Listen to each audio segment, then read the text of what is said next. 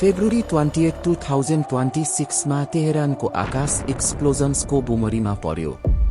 डिकेड्समै पहिलो पटक Israeli defence force र अमेरिकन मिलिट्रीद्वारा कोअर्डिनेटेड मिसाइल्स, ड्रोन्स र एयर स्ट्राइक्सको लस्करले इस्लामिक रिपब्लिकको एयर स्पेस छायो, जसले इरानभर रहेका मुख्य स्ट्राटेजिक साइट्स तहस नहस भए।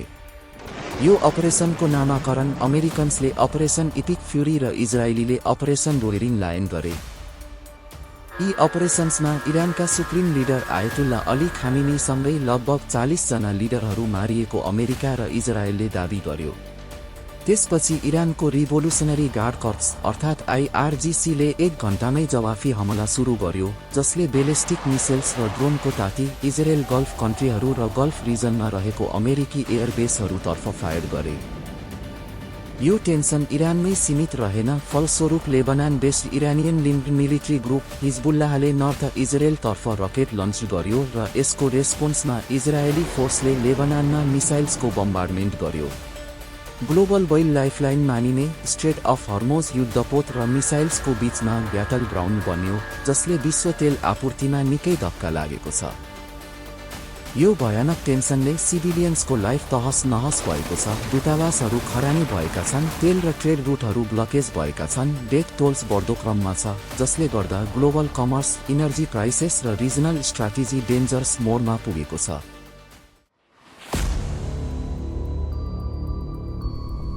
उसो त अमेरिका, इजरायल र इरान बीचको यो टेन्सन अहिलेको होइन।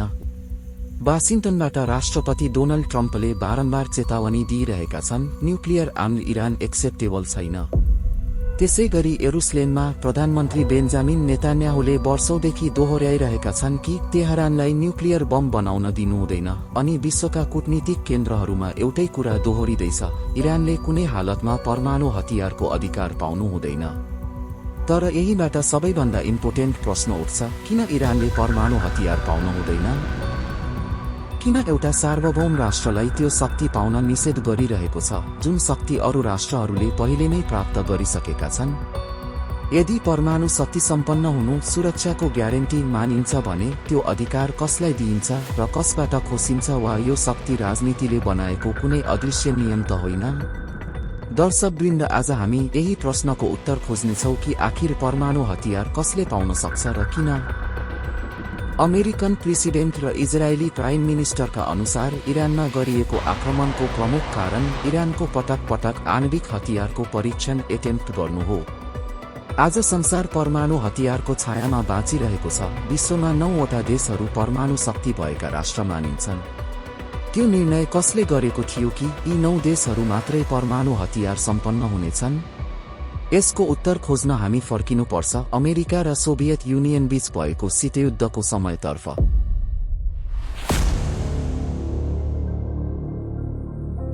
सन् 1962 मा संसार परमाणु युद्धको सबैभन्दा नजिक पुगेको थियो।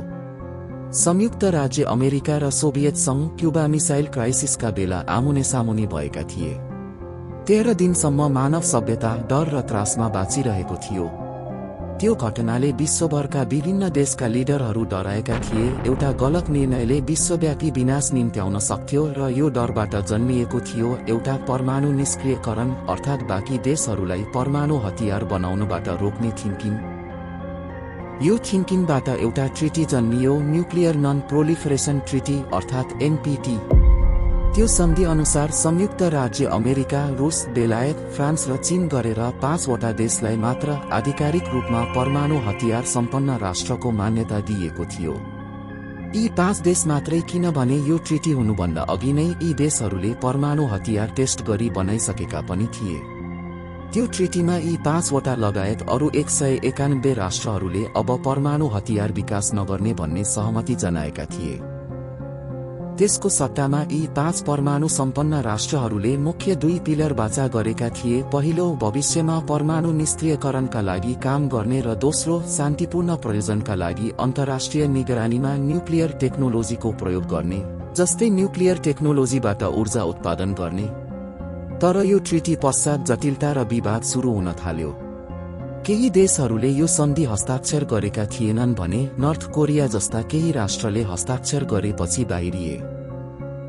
त्यो ट्रिटीपछि पहिलेका 5 राष्ट्र बाहेक भारत, पाकिस्तान, उत्तर कोरिया र इजरायल पनि परमाणु हतियार सम्पन्न राष्ट्र बन्न पुगे। यी देशहरूलाई एनपीटी अन्तर्गत आधिकारिक रूपमा परमाणु सम्पन्न राष्ट्रको मान्यता नदिए तापनि परमाणु राष्ट्र भएका छन्। त्यसो भए अब यहाँ प्रश्न उठ्छ, के यो व्यवस्था निष्पक्ष छ? यो ट्रिटीका समर्थकहरू भनिरहेका छन्, यदि यो सन्धि नभएको भए आज थप 20 वा 30 देशसँग परमाणु हतियार हुन सक्थ्यो भने यो ट्रिटीका आलोचकहरू भन्छन्, यसले विश्वलाई 2 तहमा डिभाइड गरेको छ, जहाँ शक्तिशाली देशहरूले आफू न्युक्लियर हतियार राखी धम्काइरहेका छन् र अरूलाई शक्तिशाली बन्न रोकिरहेका छन्। अब यहाँ कुरा उठ्छ डिटरेन्स प्रिन्सिपल अर्थात् प्रतिरोध सिद्धान्त। यसको मिनिङ सरल छ, यदि कुनै पनि राष्ट्रसँग परमाणु हतियार छ भने शत्रु राष्ट्रले त्यो राष्ट्रमाथि आक्रमण गर्नु अघि 1000 पटक सोच्नेछ। केही एक्सपर्टहरूको भनाइ छ, यही कारणले दोस्रो विश्वयुद्धपछि ठूला शक्ति राष्ट्रहरूबीच मेजर युद्ध भएको छैन। तर केही चेतावनी पनि दिइरहेका छन्, न्युक्लियर डिटरेन्स अत्यन्त नाजुक सन्तुलन हो, स्पेशल्ली युद्धको समयमा एउटा गलत अनुमानले अर्थात् गलत निर्णयले भयावह विनाश निम्त्याउन सक्छ। किनकि परमाणु हतियारले युद्धहरू रोक्ने मात्रै होइन, यसले तनाव एस्कलेट पनि गर्दछ। अब यहाँ आउँछ गठबन्धन अर्थात् एलाइज कन्ट्रीहरूको अवधारणा। धेरै देशहरूले आफै परमाणु हतियार विकास गर्दैनन् किनकि उनीहरू न्युक्लियर अम्ब्रेला अन्तर्गत पर्दछन्। उदाहरणका लागि नाटोका सदस्य राष्ट्रहरू अमेरिकी परमाणु सुरक्षामा निर्भर छन्। यो एरेन्जमेन्टले परमाणु विस्तार घटाउँछ। यदि कुनै पनि राष्ट्रहरू त्यो अम्ब्रेलाको घेराभन्दा बाहिर पर्दछन् भने क्याल्कुलेसन फेरि बदलिन्छ र त्यही आउँछ इरानसँग परमाणु हतियार हुनु हुँदैन भन्ने विषय। इरान भन्छ उसको परमाणु कार्यक्रम ऊर्जा उत्पादनका लागि हो, तर पश्चिमी देशहरू शंका गर्छन् त्यो कार्यक्रम हतियारतर्फ जान सक्छ, जुन इरानले अमेरिका र इजरायललाई बारम्बार धम्की पनि दिइरहेको थियो। यसैले इरानमाथि प्रतिबन्ध लगाएको थियो, विभिन्न कूटनीतिक दबाव दिइयो, सैन्य कारबाही पनि भइरहेको छ। इरानको तर्क छ, यदि विश्वमा अन्य देशहरूसँग परमाणु हतियार छ भने हामीले पनि परमाणु अधिकार पाउनुपर्छ। अन्तर्राष्ट्रिय परमाणु ऊर्जा एजेन्सी IAEA लाई यस्तो म्याटरको निरीक्षण गर्ने, निगरानी गर्ने र रिपोर्ट तयार गर्ने अधिकार छ, तर कार्यान्वयन गर्ने शक्ति भने उसँग छैन। अन्तिम निर्णय शक्तिशाली राष्ट्रहरूको राजनीतिक इच्छाशक्तिमा निर्भर भइरहेको छ। र यता विश्वले परमाणु प्रोलिफरेसनको कुरा गरिरहँदा परमाणु सम्पन्न देशहरू आफ्ना हतियारहरूलाई नयाँ मिसाइल टेक्नोलोजी र नयाँ प्रणालीको प्रयोग गरी प्रविधियुक्त अर्थात् आधुनिकीकरण गरिरहेका छन्। अरू देशहरूलाई परमाणु प्राप्त गर्न रोक्ने प्रयास भइरहँदा पुराना परमाणु शक्तिहरू आफ्ना भण्डार घटाइरहेका छैनन्। यही विरोधाभास कुरा पटक पटक बहसको केन्द्रमा पर्दछ। सैद्धान्तिक रूपमा यो व्यवस्था विश्वलाई सुरक्षित बनाउन बनाइएको थियो। व्यवहारमा यो 1967 मा शक्तिशाली भएका देशहरूको शक्ति संरचनालाई आजसम्म निरन्तरता दिने प्रणाली जस्तो देखिन्छ। त्यसो भए परमाणु हतियार कसले पाउँछ? कानूनी रूपमा ती 5 राष्ट्रहरूले मात्रै पाउँछ भने राजनीतिक रूपमा जससँग दबाव अर्थात् स्याङ्सन्स सहने शक्ति छ उसले पाउँछ र रणनीतिक रूपमा जसले आफ्नो अस्तित्वका लागि आवश्यक ठान्छ उसले पाइरहेको छ। अनि र नैतिक रूपमा त्यो प्रश्नको उत्तर कसैसँग छैन र बहस अहिलेसम्म समाप्त भएको छैन।